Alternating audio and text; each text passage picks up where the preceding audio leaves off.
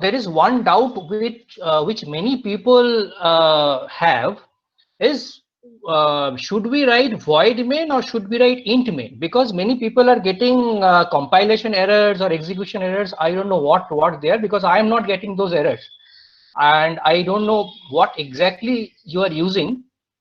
So if so, there is not. So you see that main is a function.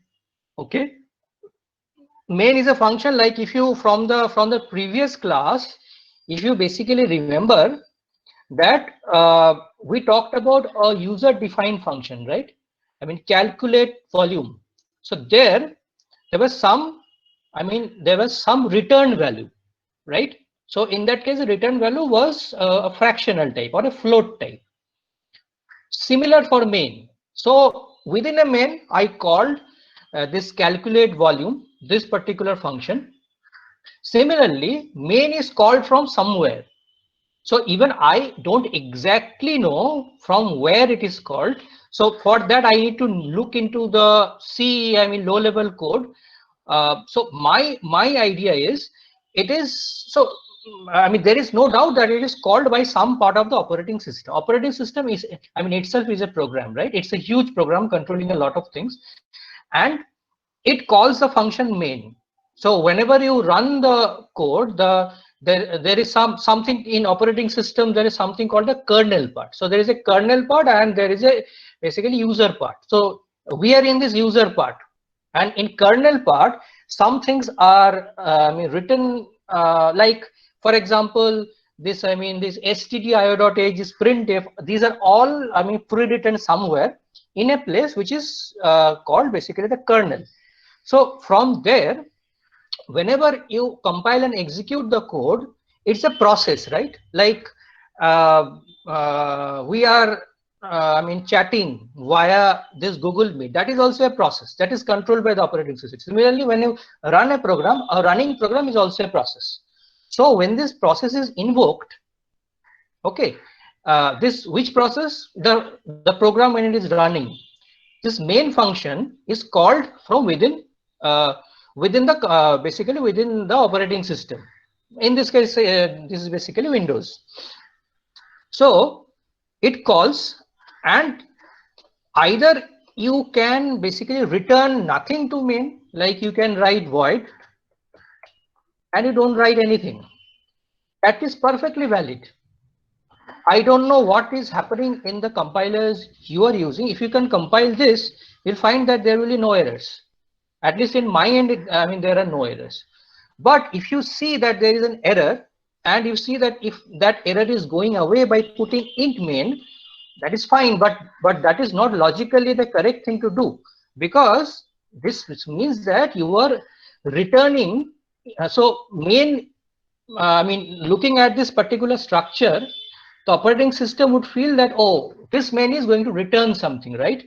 And that is particular basically integer type, but you are not explicitly returning anything. Maybe that is taken care of by the operating system which you are using, or the compiler which you are using, that it assumes that okay, if there is no explicit, I mean, return statement returning a value, still that works. But if you want to write uh, a grammatically correct main in which you want to return something, it should be like this. If you can compile this one, you see, this also works. This also works perfectly in my machine. Same thing will be there. So this is one common confusion which I could find, which was, I mean, basically ubiquitous among you. So that is one small thing which I wanted to discuss. That is not such a big deal. So I will, I mean, let you know more about function calls and basically the nitty-gritties associated with it. So let's go to the lecture then. Okay, great. So last day last day, yes, last to last day, and last day also, I gave a demo of how to compile and how to execute a C program, right? But I did not tell you what exactly we are doing. You don't know need to know the entire thing, but it is good to have some idea. Even I don't know exactly what is happening inside, because then I need to look into the operating system code, which is difficult. So last year I wrote a program called volume.c, right? So I wrote the program and I saved it, right? Then there was a compilation. So if you consider only the dev C++ demo, so there is a compile button and there is an execute button, right? So someone also asked me, why do you have to compile in C? We don't compile in Python. But I am not knowledgeable enough to answer that question entirely. I will do some homework and come back to you. But I think there are two kinds of ways in which you can make a program executable. One is compilation. Compilation is one vast subject, and the other is interpretation. There is something called interpreter. Like if I'm not wrong, basic was interpreted. So what an interpreter does, a very oversimplified answer would be, it basically generates a machine readable code line by line. Interpreter. And compiler does that thing on the whole. So it generates a code or something which can be executed by the operating system on the whole. So you get something for the whole program. So I believe Python is an interpreter. I mean, please check this, and I will also check this. So in Python, you don't do compilation and execution, right? And in Python, you just run one code and it is done. So it is so interpretation is done and then execution is done at one go, right? And let me see, if you do only execution, you please check this in dev C++ and anything else. In dev C++, not in GCC. In GCC, to the best of my knowledge, you have to explicitly compile and then you have to basically run or execute. I think if you do run directly in dev C++, it should compile also. I'm not sure about it. I've not done it, but I think many IDEs take that into consideration, because if you don't compile, then the executable is not generated, right? And it can also be possible that the existing executable is getting generated, which is the older version. So that's a way it is. But compilation is a necessary step before you execute a program. There is also a step called linking. Okay, so this is not an operating system class. So, but I will give a very brief idea of what's going on. If you can see my slides, see that you have written a source code. Okay, you have written a source code. So this source code is volume.c. Okay, and there is something called preprocessor. Preprocessor is a program, like compiler is a program. C processor is a software. You can also call it a software. So preprocessor actually finds the this basically hash define things. There is something called hash define pi 3 point something, which I did in the last class, right? They're part of the preprocessor. So there are some basically macros which you use in a program, and the values of those macros will be inserted into the program. For example, the value of pi was inserted in the program of the last class, like here. So here is the value of pi, right? And it is basically replaced. So it is different from a variable. It is a macro. So after this preprocessor step, this value pi won't be there in the program. 3.14159 will be there as if pi was never used. Compiler, the compiler won't see pi. It will see only its value, because by the time it comes to the compiler, this is the compiler, it would have already I mean, without the macros. Then what a compiler does is basically converts this particular code to assembly code. So assembly code is slightly lower version of a code which is closer to the basically hardware.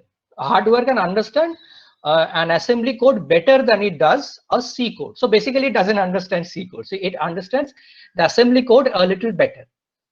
Then there is a step called assembler, which converts this assembly code to basically relocatable machine code. So basically machine code is something which is exactly what the machine understands. So it is, so I talked to you about why C is important. I talked about it is an so it is basically it is a gap bridger between lower level and high level. So it is a high level language, of course, but it is not as high as Python, or the level of abstraction is not like that. So in this case, this is the lowest level code, and it will be a vast code. As I mentioned, that to basically add two numbers, maybe you have to store some values in some basically registers and add them. So that code can be of 10 lines. So that is the machine code which the machine understands, and there will be linking part. So what is linking part? Linking part is nothing but connecting the printf kind of thing or scanf kind of thing to the library. So before executing the code, the operating system will, in a way of speaking, basically replace the printf code, the corresponding C equivalent of the printf in the program, so that it becomes basically standalone. So one program becomes standalone. So the linking with the library will be done. So now we are ready to execute after this linking. So there is machine executable code after linker. So after assembler, there is one version of machine executable code. After linker, there is another version of machine executable code. Loader loads that particular code which is ready to run in the where memory. Why? Because the execution is done in the memory. And then you execute. When you execute, then the program runs and you basically get to see this hello world on the screen. So this many things are happening inside, right? So in compilation, when you compile, basically all these things are happening. So it is not only the compilation, it is pre-processing, compilation, assembling, linking, loading, everything is happening. Then when you execute, the program is already in a situation so that when it is executed by the machine, it will give you the desired result if the conditions apply. Yeah, that is if the code is correct and there are no errors. It is like that. All right. So this is what is happening inside. So I also already talked about this. So this is the process of compilation and linking in Unix. So you write basically GCC volume C minus LM in this case. Okay, let me be more explicit. Okay, so if you look at the second line, the GCC minus O volume means you want the executable code of volume.c to be basically named as volume. Otherwise, a.out will be created. You get the volume? And minus lm is for linking with basically mathematical functions. So I use math.h and I used say pow, right? So explicit linking needs to be done. GCC minus O volume volume.c minus lm. So without this, some compilers give errors that even though you have used math.h, you have to do some linking to certain library functions for mathematical functions mostly. So after this, you get this volume. So if you don't use minus O volume, you will get a.out, and you can execute that by this ./a.out or simply a.out. That can also run or /volume. So this was the compilation part. Compilation, linking, everything without the execution, and this is the execution. So after you run this, you get the result of executing the code. You can also store the output of the program like this. So this is basically redirection operator. Output will be stored in out, a file called out. So this is only for Unix. Yeah. And for dev C++, you won't get to see all these things because it is an abstraction and it will give you only the desired result. Okay. So I'm not talking about the other different IDs like Visual Studio Code, Eclipse, because I don't know them myself. I mean, basically well enough. So I use basically Visual Studio Code in Linux. And in Linux, I also use GCC, and in Windows, I use Dev C++, but I'm sure you will be able to figure that out. Okay, very good. So let me get started. Machine level code different from Boolean. The Boolean is something else. No, Boolean means a variable can have two. Well, oh, you are talking about the Boolean level code. Yeah, binary. Yes. You see that so I will be bluffing if I tell you that I know exactly what happens. Only very, very experienced operating system designers know the correct answer to this. But what I know, since I've done, operating system and compiler, courses during my basically masters and bachelors. So there, I know that it is converted to binary. So all the data, all the variables, all the values are stored in binary format, and the basically all the codes that the codes will be like this. Store this value somewhere. This kind of code are also stored in binary.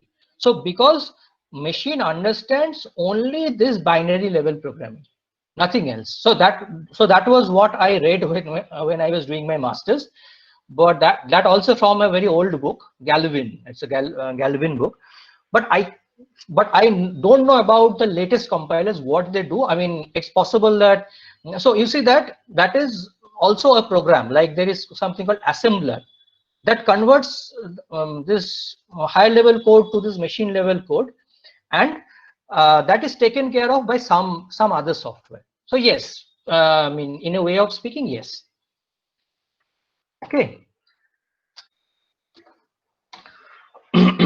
So I thought that there are a lot of errors already which you are facing. So let me give some overview of the kind of errors you might face. Okay, but there is one disclaimer that you won't understand everything right away. Like, so you will experience them while coding, but this will possibly give you some idea of what kind of errors that can happen to you. And it's okay that if you don't have solution to everything, right? So don't worry about that. So what are the kinds of programming errors in C? It is not only specific to C, right? It is specific to many other programming languages which uses a compiler. Okay, I don't know what exactly happens for Python or what, anything else. So there can be broadly two different types of errors. One are the explicit errors.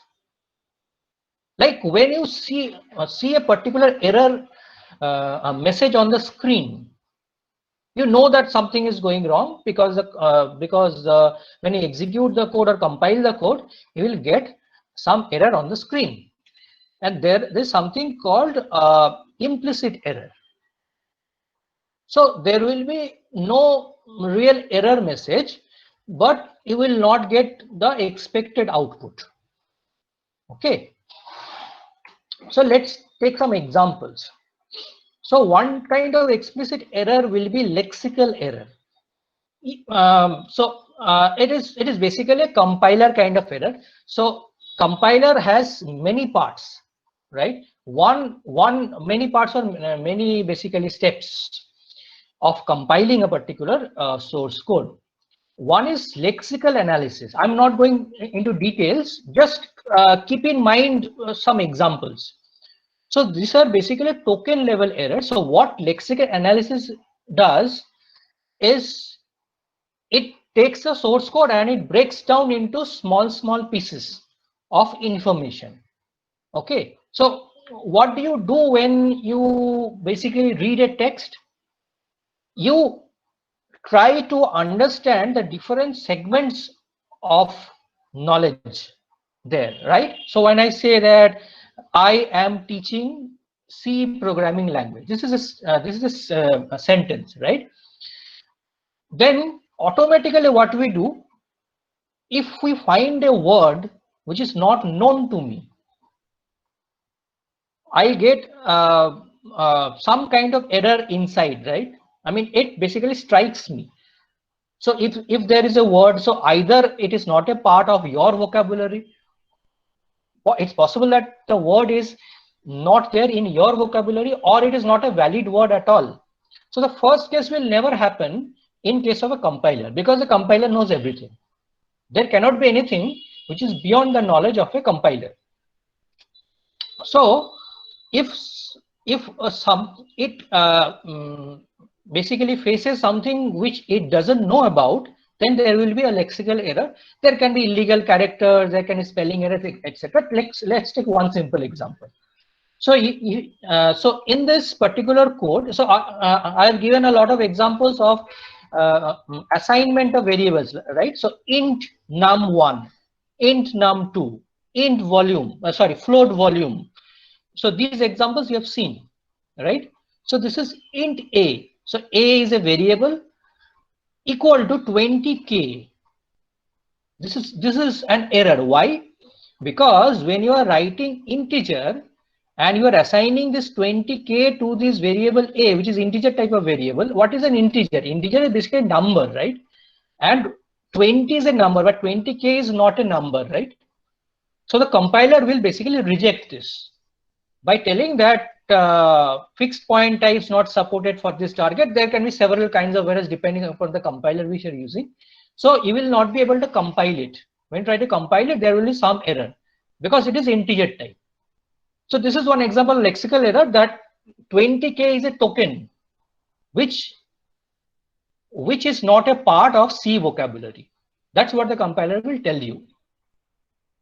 So this is one kind of error, lexical error. Another type is syntax error. Syntax basically means grammar. But syntax analysis is another part of compilation. So what it does is it tries to see whether a particular statement is following the grammar of C language. What that means, you don't have to understand, but to just give you some information, there is something called a parse tree. Parse tree looks at the basically grammar of any language. Like in human language, whenever you write a sentence, if it is not grammatically correct, then there are several, parsers which will tell you that this is not a grammatically correct sentence. Like a sentence will start with a noun, then there will be verb, then there will be adjective in some order, right? And if you put these words in a wrong order, then it will not satisfy a particular format that is stored in a tree format. That's called a parse tree. Similarly, it is true for C language. So basically, you get this kind of errors when you miss a semicolon. So int a equal to 20 and there is no semicolon. So there will be an error. And you write a plus b by 2. So you have started this particular bracket and you have not ended it, right? So while parsing this, the compiler will find some error. Just remember this, you don't have to understand everything. Don't worry, but these are some common errors which you will face. So some errors may be, due to the lack of knowledge of the C syntax, right? Because I'm sure that many of you will get this error since you have not put the semicolon at the end. So this is not always easy to figure out, because if you know Python or some other language which do not require the statements to end by semicolon, you can find this error. But this is specific to C. Okay, but a plus b by 2, it is more of a grammatical error. So this is not specific to a language. This will be an error in almost all the programming languages, because this is wrong. Even if you follow, I mean, the mathematical logic, it will be wrong. So this is these all are compile time errors. When you compile the code, you will get this error. Okay, so this is syntax error. An error in the syntactic analysis phase of compiler. Just bear this word in mind. It is a very complex subject. You see, compiler design is a very complex subject. I mean, I had one full paper when I was doing my masters on compilers, and compiler design can itself can be a topic for research. A particular issue in compiler design can be a topic for research. So it is not possible to understand this at this particular stage. Just remember the type of errors I am talking about. Forget about the terminologies. Okay.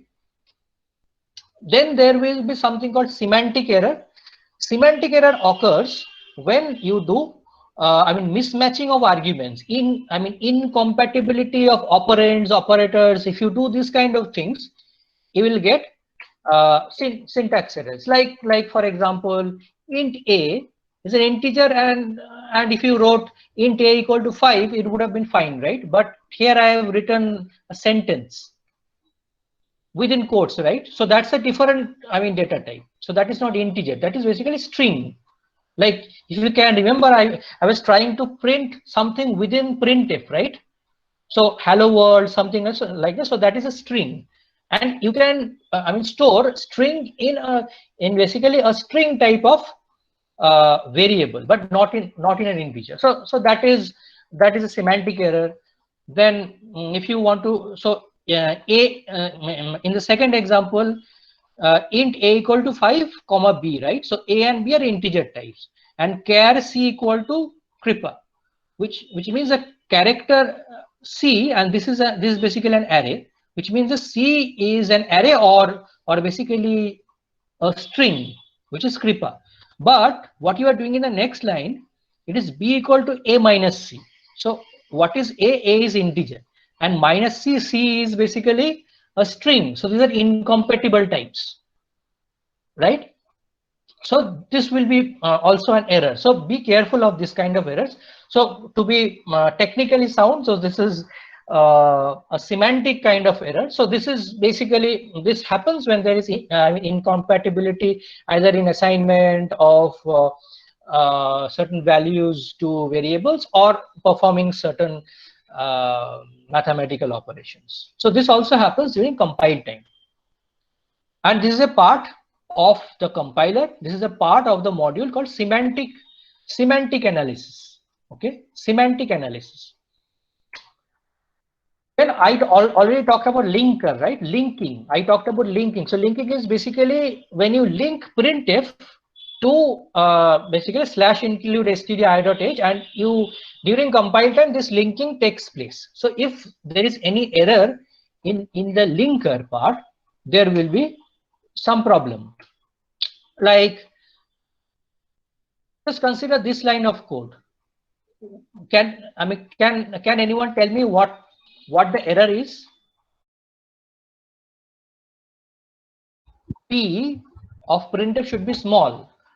Printf is a predefined function, and it is within stdio.h. You are calling that. That is fine, but you are calling it by a wrong name. Then naturally the compiler won't be able to recognize it in stdio.h. So that is the linking error. Another example of linking error can be you are printing with printf with p small, everything is correct, but you forget to basically include stdio.h. Then there also be basically a linking error. So you are calling something, but you are not basically specifying the source. That is also a problem. Okay, and there can be a runtime error also. So all the errors which I talked about, what are the different kinds of errors? There is lexical error, there is syntax error, there is semantic error, right? There is linker error also.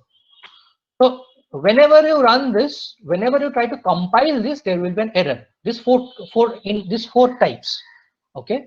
But in runtime error is something which takes place when you are executing the program. So there will be a successful compilation, but there will be some problem when the program is running. Let's take an example. Say int I equal to 5 and j equal to 0, right?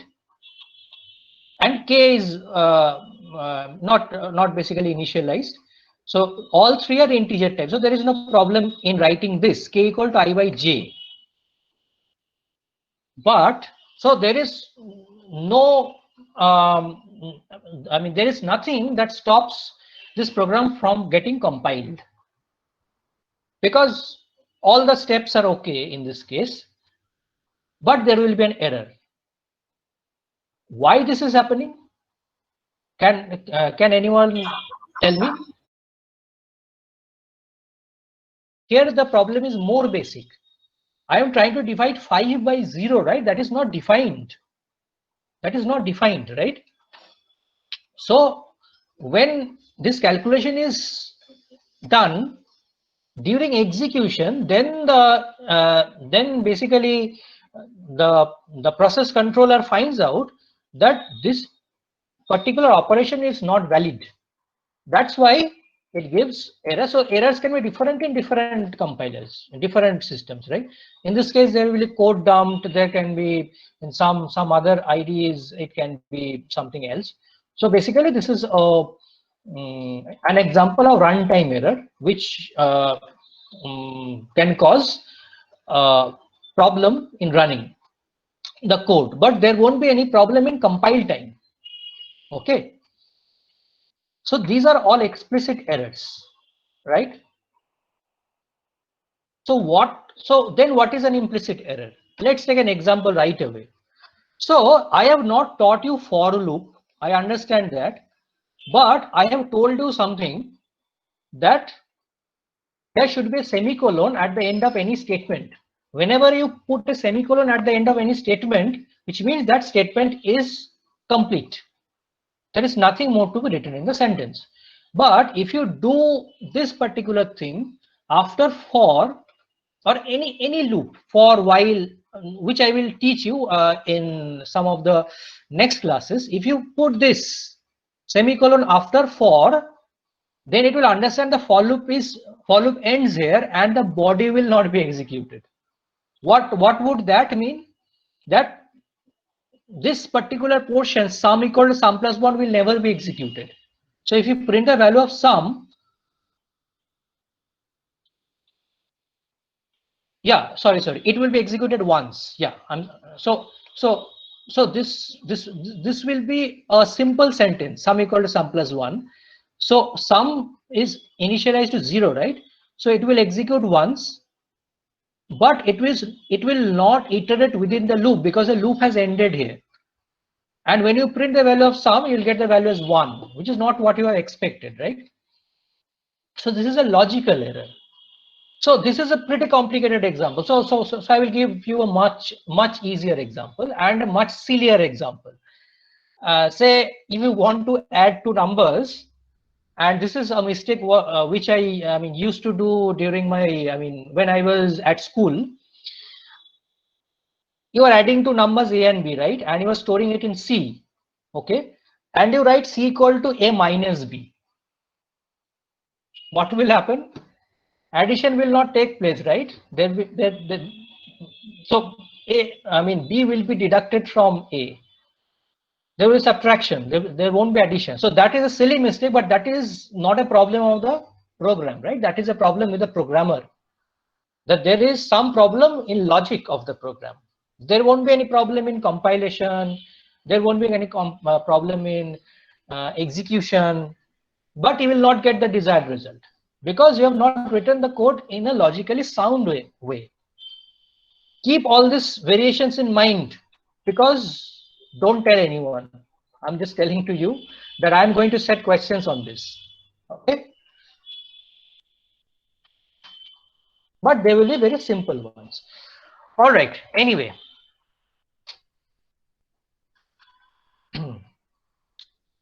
let's quickly browse through some of the features of C language. Okay. Let's look at the constants, variables, and data types of C language. Okay. So there is a character set.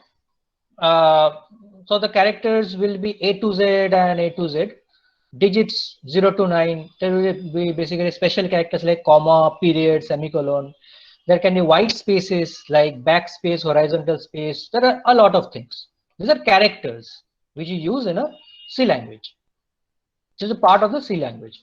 There will be tokens. So I talked about tokenization, right? In lexical analysis. So these are the tokens. Keywords, float, while these are basically keywords. So these have a particular meaning with respect to C language. So you should not use these as for some other purpose. So it is it is advised that you should not use a variable named float or while, okay, because these are keywords. They can identify as like main, there can be constants, there can be strings, there can be special symbols, there can be operators, okay. Just keeping this in mind. So we will cover these things in future. There will be some constants. So what is a constant? As the name suggests, it is a constant. You cannot change its value. But so then what is a variable? That can vary, right? So that is not everything. I will come to that. So constants can be of two broad types, numeric and character. So in numeric type, there can be integers and real numbers, and in characters, there can be single character and a string. Let's take examples. Integer constants should not have any decimal point, right? They can be positive or negative. If there is no sign, then it is positive by default. If you want to, specifically provide the information that is a negative number, then you have to provide the negative sign. There shouldn't be any commas or blanks within an integer constant. So while writing 12,000, you cannot write 12 space, 12 basically space and 000. This you cannot write. And what, how big integers can get in a particular compiler, that is compiler dependent. Okay, so I'm not getting into the details, but you can keep this in mind that if it is a 16-bit compiler, then 1 bit is reserved for the sign bit, and the remaining 15 bits are used to store that number. So a range of integers for a 16-bit compiler will be minus 2 to the power of 15 to plus 2 to the power of 15 minus 1. So you see that the biggest number which you can store with a 15-bit is 2 to the power of 15, right? Why minus 1? Because there is a 0. So 0 to 2 to the power of 15 minus 1. And similarly, you take the basically mirror of it to get the negative number. So from 0, minus 1, and then it goes to minus 2 to the power of 15. Okay. So these are some examples of integer constants. So these are the decimal types, 1, 2, 3, 4, 5, anything, right? But there should not be any decimal point. For example, like octal numbers, there is an octal system. So each digit can be from 0 to 7, right? Not more than that. And there is hexadecimal system also. So these are, you don't need to use all these things. Just this is just for your information. Like hexadecimal, where every digit can be from 0 to 15. So from 0 to 9 and A to F. So A is basically 10 and F is basically 15. So a number is written as 0x, that is 0.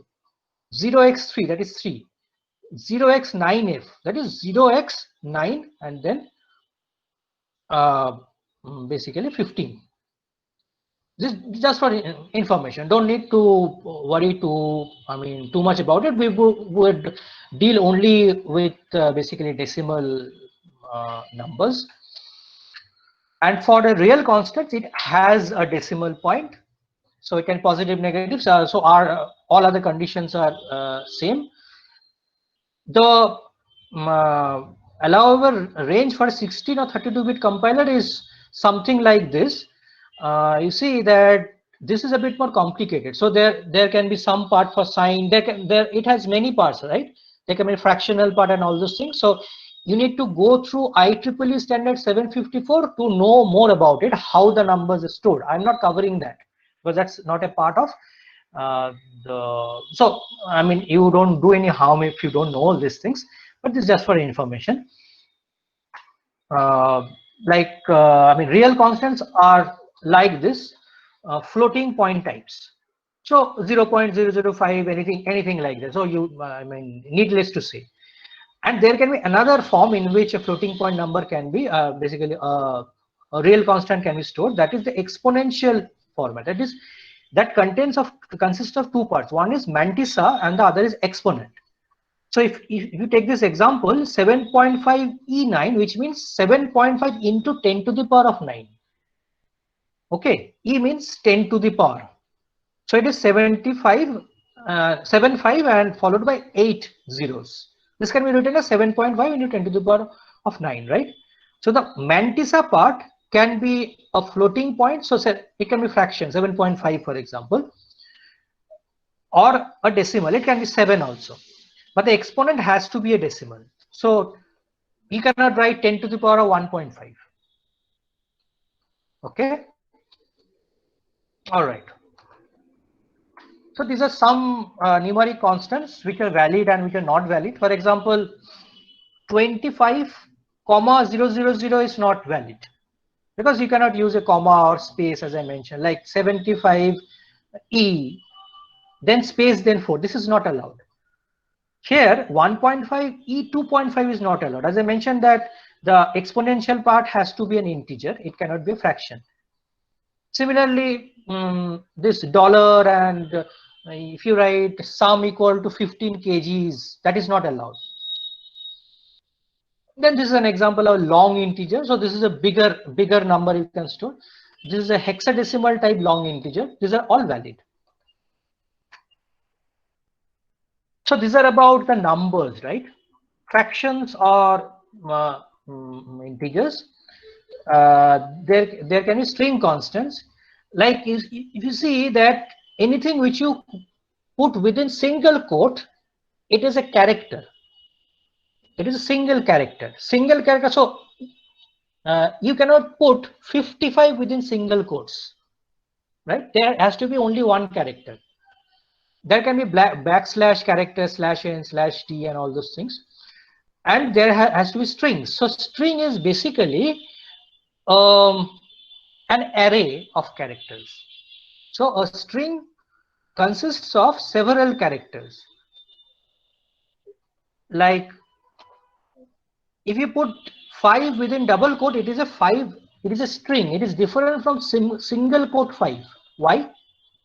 Because single quote 5 is a single character, and double quote 5. Sorry, someone is asking why not 5.7.8, 3.4. What is that? Sorry, that question is not clear to me. Can you ask again? Someone is asking 5.6.7, something like this. Comma is not allowed. Okay, comma is not allowed. Okay. Yeah, I was talking about a difference between, I mean, double quote 5 and single quote 5. So single quote 5, as I mentioned, is a character, single character, and double quote 5 is an array or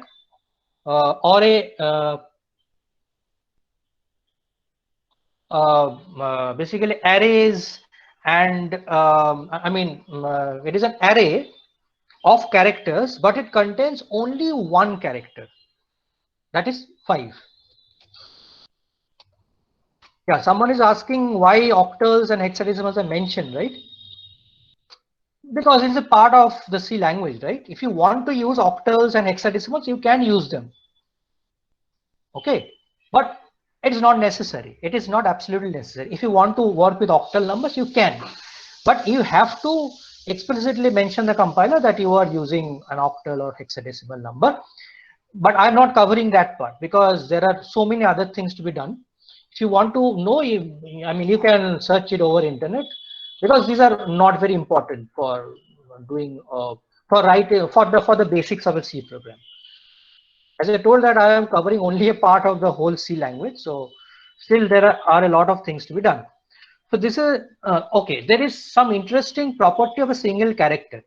If you print using printf double quotes a, but to print it you use %d. So printf is something which I will cover next, but I can explain this particular string. So when you write printf, so in the previous examples, I printed this hello world, right? So apart from doing that, you can put a particular integer specifier, which means that you want to print an integer here, and after the code ends, you can write a comma and you can write that integer value here. So if you write %c here, then a will be printed. But if you write %d here, then the ASCII equivalent of a will be printed. So these characters have an equivalent, I mean number also associated with it.